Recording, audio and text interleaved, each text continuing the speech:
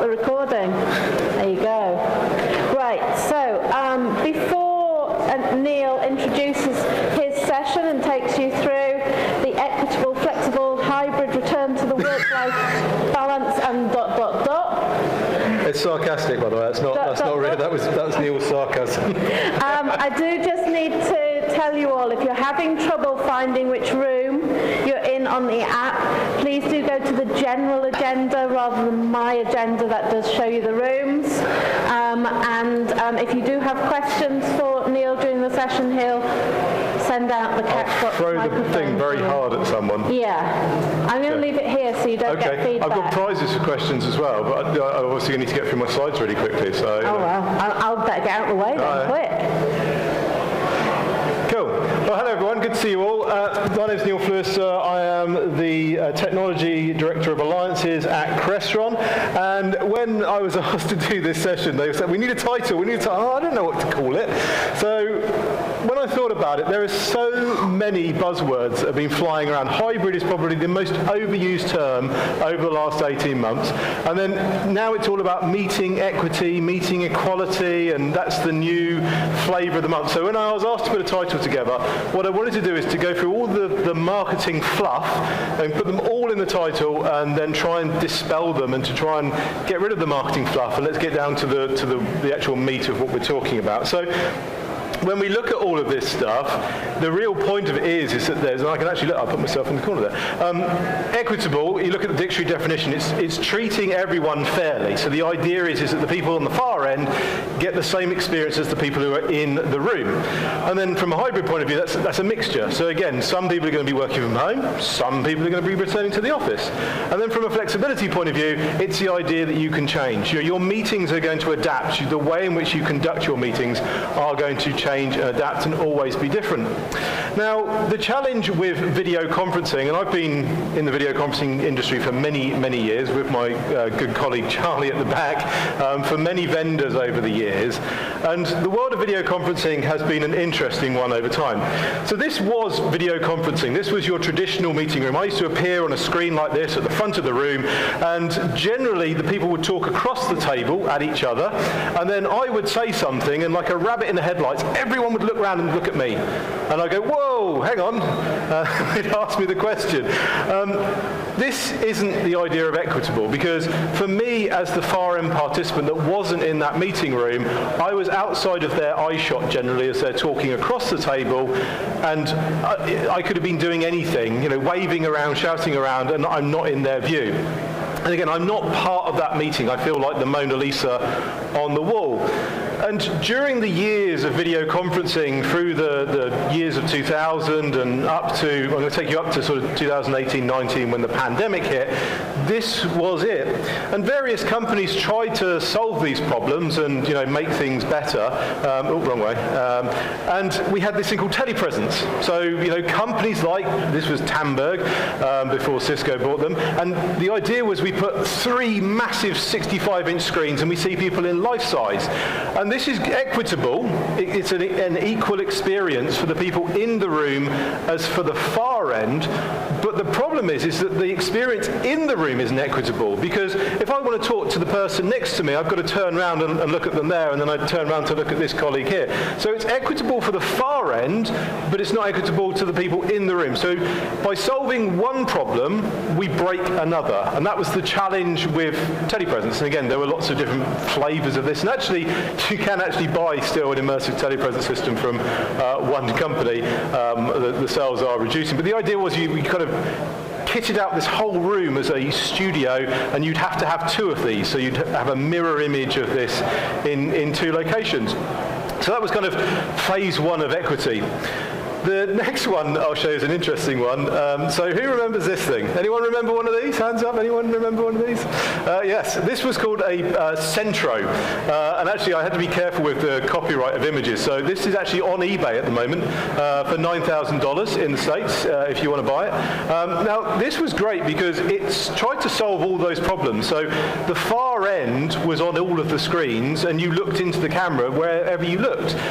it was great from that point of view, but the downside with this was, A, it cost $70,000 at the time, but B, back in 2014, the premise was you have to rip out your beautiful boardroom table, put this thing in the middle of the room, and then put couches and sofas around it.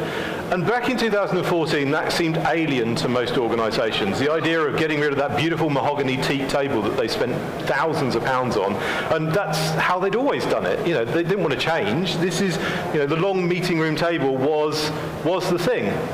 And it unfortunately was a bit of a flop.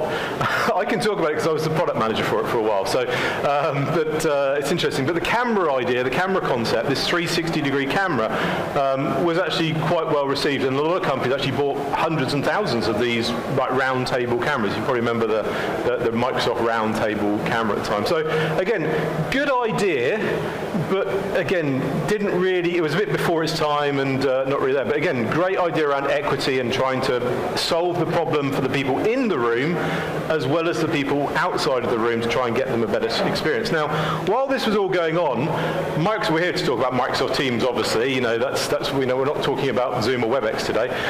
So while that was all going on, all of Microsoft's development was going through kind of LCS to OCS to Link 2010, Link 2013 to Skype for Business. And Centro was right around the Link 2013 Skype for Business kind of time. And the idea was, as I say, that Microsoft were having their own positioning around putting... Was it something I said? Okay, fine. Microsoft were having this own direction of what they were going through, and obviously Crestron, has been there since the start with Link 2010 and the first Link Room systems. And again, Microsoft have been pushing the idea of putting a communication piece of software on a platform in the meeting rooms. And now, interestingly, when we got to sort of 2018, 2019, Charlie and I were working for a different organisation at the time, and we were talking to customers about their journey to Teams. And they were saying, well, we're going to go to Teams in about 18 months, 2 years, we're going to kind of kick the tyres on it, and we'll see what happens. But then unfortunately the audio doesn't work for this, so we'll kind of guess that the beautiful Fiona Bruce is saying that the biggest amount of changes have happened to our lives in living memory, and that Boris Bojo is going to tell us that we must all go and work from home. And suddenly, all those companies that said, yeah, we're going to go to Teams in about 18 months, 2 years, had to go to Teams in about 18 hours or 18 days because all of their workforce went remote, and they all had to start working from home. And then this was the experience. You see Charlie there and myself and Jason. This is actually Equitable because we're all sitting at home and we're all getting exactly the same experience, and this is brilliant. And for 18 months on our kitchen tables, in our bedrooms, in our bathrooms, in the shed at the back of the garden that we quickly set up to be a home office, this was our experience. And this was, as I say, a truly equitable experience. We all had exactly the same amount of space on the screen, and we all had exactly the same experience. No longer was there a long boardroom table that we were looking down. We actually had the same experience. Now, that was brilliant, and clearly a lot of us want to hang on to that experience. The idea of working from home without having to commute to an office every day and sit in the traffic and do that, we've all got a good setup at home now, and a lot of businesses are wanting to embrace that and to look towards that. And if you look at all the analysts, they're talking about the fact of working from home or flexible working or hybrid working as being the new thing that everyone wants to get into. Obviously, Microsoft has done a great job on giving us the tools to be able to do this now productively. The idea of doing this in Skype for Business and all having to VPN in across a VPN server to a Skype server sitting in a rack doesn't really work. But if we're in the cloud, if we're in Teams in the cloud, having all of these different parties dialing into these solutions work really well. And Microsoft brought out some great solutions like blurred backgrounds and together mode and things like this to really enhance the experience to, again, try and give us that better experience from home. But then, come about a year ago, 6 months ago, we went back into an office. And this was then the experience that we had. I went in on a Monday, and I went into the meeting room, but everyone else was still working from home. So, again, we broke the experience from the far end. The idea of an equitable experience didn't really work because I'm sitting here on the boardroom table as Billy No Mates, and all of my colleagues are sat at home in their bedrooms, their bathrooms, and their kitchens, and their sheds at the bottom of the garden. So this doesn't then really work. So that's what we're trying to solve, this idea of getting away from this long bowling room alley style meeting room experience where you have a camera and a set of screens that sits at the head of the table looking down the table at the participants in the room. So a lot of companies are talking about meeting equity, and you'll see actually out there's a lot of great technology around intelligent cameras. Okay, so let me just quickly talk through the difference of intelligence in cameras. So here are Charlie and I sitting in a traditional meeting room. We're breaking the matrix because Charlie's actually over there behind you all, but he's actually sitting in this room as well. So that's good.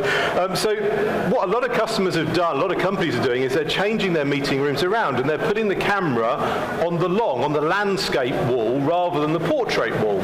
So again, you're not having that bowling room alley looking down the table, but it's looking across the table. Now this is great because as Charlie and I are the only two that actually ventured into the office today, we can then get a reasonable representation. You're not looking at the side of our faces, you're looking at us straight across the table. And there is various different camera technologies that will then enhance this experience from the far end. So just to run through a couple of these. We've got something called group framing. Now group framing, what it does, it takes the room shot on the left and it cuts out the bits either side so that we're nice and perfectly shot. Now this is great if at 11 o'clock you've got 5 people and at 2 o'clock you've got 4 people and at 3 o'clock in the afternoon there's just 1 person. It will automatically frame and crop in the image to make sure you look good and look your best in the meeting room. This is, as I say, a good technology, and a lot of people generally tend to use group framing as their go-to, certainly for the smaller kind of huddle rooms or those flexible rooms that you use different amounts of people during the day. The other technology that's been used quite frequently is something called speaker tracking. So what speaker tracking does is it uses artificial intelligence, uses the T of the eyes, the mouth and the nose, and will frame in on the person speaking. So as Charlie's speaking, it will frame in on Charlie, and then as I'm speaking, it will frame in on me, and then as Charlie goes to speak, it will frame in on Charlie, and as I speak, it will go to speak at me, and then Charlie, and you get this kind of strobing effect. And when we used to sell the intelligent cameras at a previous company, the question always used to come is, it's really slow. I'm saying, look at me, look at me, look at me, and then suddenly it's going to go and switch back to Charlie. And then it go, look at me, look at me, look at me, and then it switches back. The camera technology actually has an inherent delay, because what you don't want is if someone goes and coughs, you don't want the camera to suddenly switch them, or if they lean back on their chair. The far end, and again, we're trying to improve the experience of the far end, we don't want this strobing effect, and they get seasick at the far end because suddenly it's switching between, it's switching to Charlie, it's switching to me, it's switching to Charlie, switching to me, switching to Charlie, switching to me. So speaker tracking is great, but there has to be, a lot of variables taken into account to improve speaker tracking. The new one, the new kid on the block, is called, and there's lots of different names for this, but I'll use our partner's name for this because we're good friends, is called dynamic composition. Now you'll see this from various vendors out there, and what that does is it actually crops half of the sensor and another half of the sensor, or actually a quarter of the sensor in certain cases, and re-stitches the video back together. So you lose the middle chair that used to be in between me and Charlie, and you lose the 2 chairs to my right, and actually the far end gets, quite a good representation. We're in much larger part of the video, we're taking up more of the real estate, and again, the far end gets a much better experience of the room. And again, you'll see this in different names from different vendors, and some work better than others. And again, we can talk about that maybe when we're not being recorded, about which ones do work better and which ones do work worse. But I'll talk about dynamic composition. If you want to see a demo of this, talk to our partners Jabra. They've got dynamic composition running on the stand live. This clearly isn't dynamic composition. This is Neil's mock-up in some clever software on his laptop. But you can see dynamic composition running live outside on the Jabra booth. The last one I want to talk about is called presenter or real-time tracking. Now, this is Ronnie. She heads up our recent acquisition that Crestron made in a company called One Beyond. And what you can see with this is it's like having a virtual cameraman or camerawoman that's always framing and always moving them around. So this is great. I'm locked in my laptop here because I've got 12 cameras sat on the top of here to try and do all the clever stuff that I'm doing. But actually, if we had real-time tracking, I could wander over there and it would all work and you'd see me be in the frame.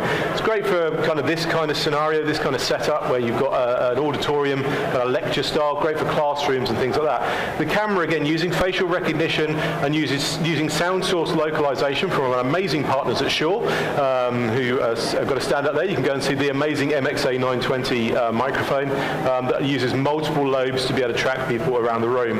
But this gives you an amazing experience. To say the idea that you can have this virtual camera person following you around the room as you move around. Now, all of this technology is great, but the problem with pretty much all of it is today it's an or.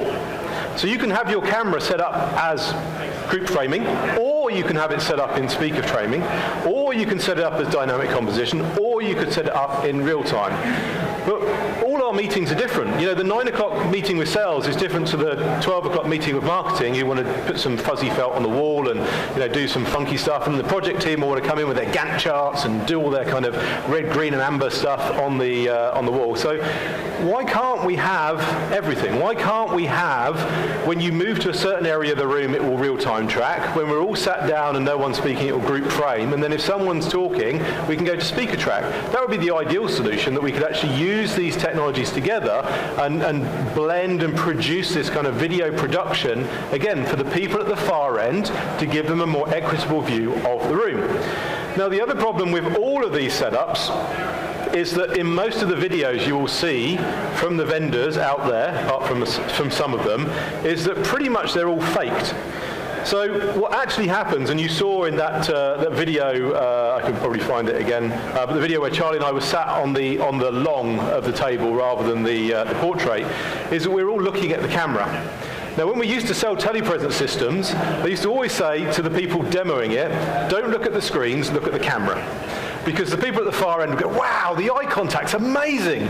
Because we were all looking at the camera, we weren't looking at the screen. So we wanted to try and provide that kind of air of brilliant eye contact. And the challenge with all of these kind of systems is that what happens when you put them in a long room is everybody gets this view. And you go, yeah, hi, what are you doing? Yes. And then suddenly you'll look round, and then you'll go back to talking across the table like this.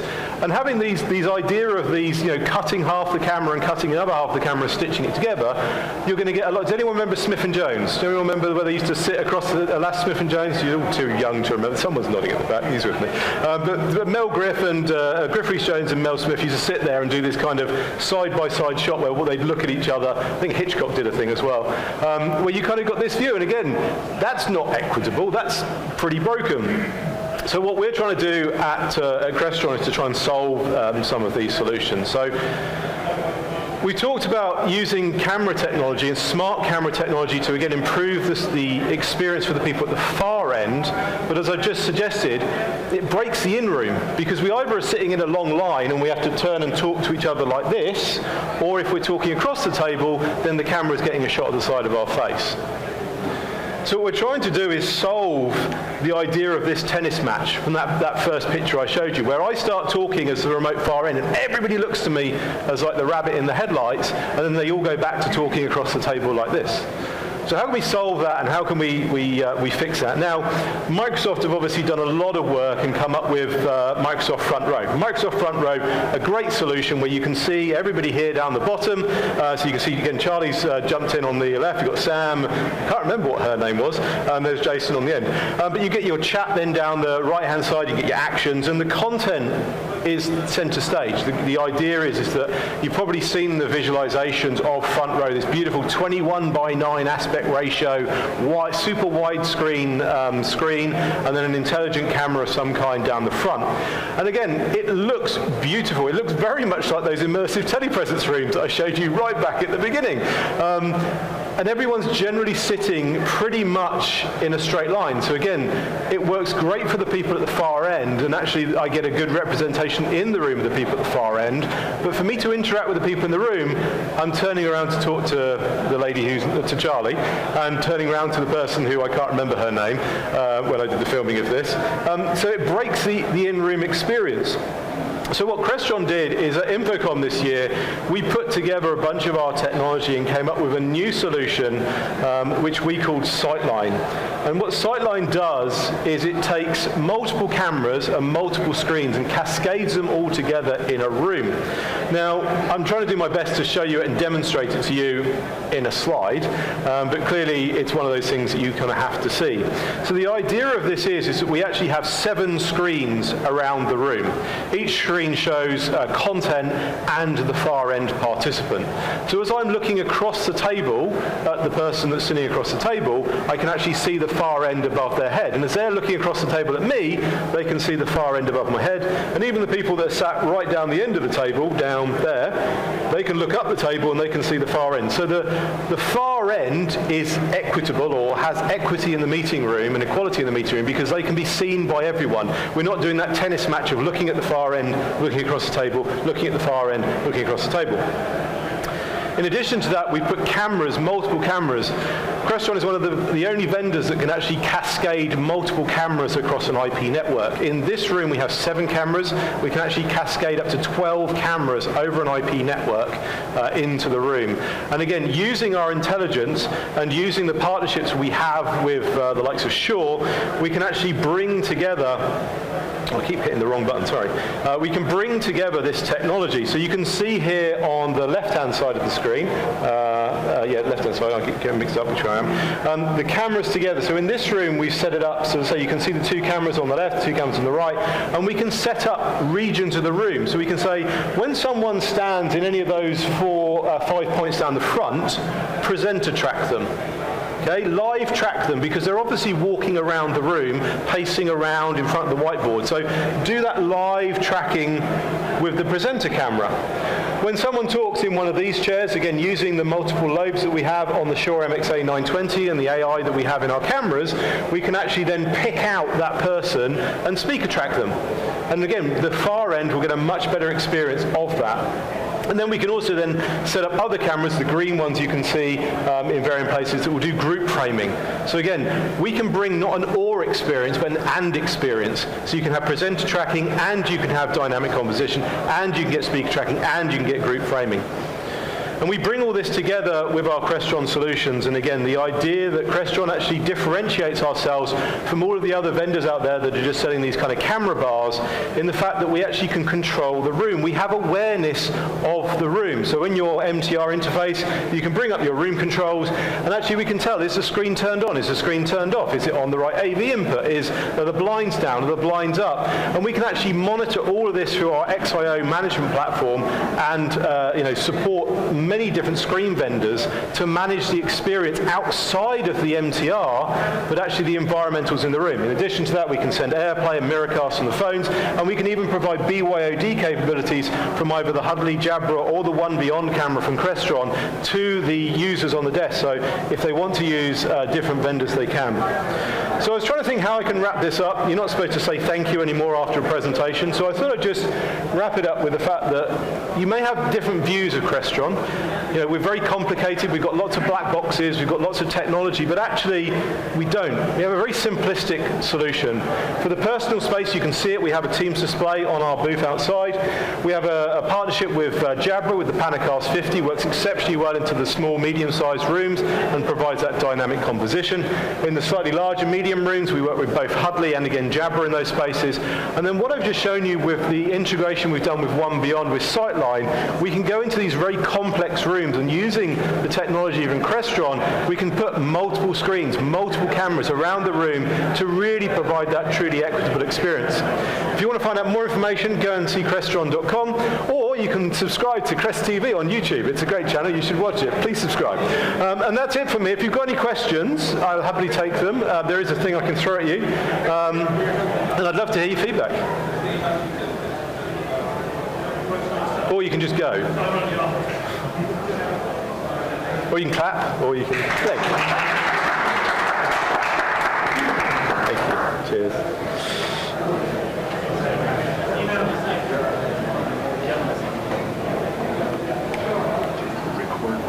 Wait a minute. Stop recording. Stop recording.